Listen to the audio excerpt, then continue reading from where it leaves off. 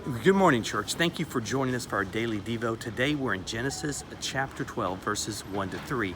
We're kind of working towards Advent, and we're looking at, from the Old Testament forward, of Christ being called as our Messiah, Christ being that Christmas gift that will come to us. And remember, God in this chapter has called Abraham to leave his people, to go where he promised to make him a great people. And he says something unique in that. He talks about how he will be a blessing to all people. And what does he mean? See, God was choosing a nation from Abraham. You can think that he was building this big nation, and from this nation would come a person, Christ. Christ, the Messiah, would be born, who would, God in flesh, be the one who would come to live and die for our sin. But the promise was unique because he said that he would be a blessing to all nations. I don't know if you notice, I'm not in Alabama today. I'm actually in Japan.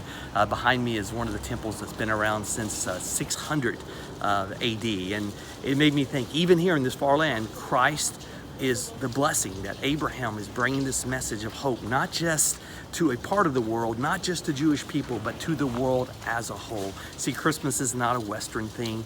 Christmas is a celebrating the Savior of the world entering our world so that we could find hope through him. So again, as you look at this, maybe just reminds you that Abraham is a blessing not just to us, but he's a blessing to the world, because through him, through his lineage, Christ would come and be that Christmas child we will celebrate in just a month from here.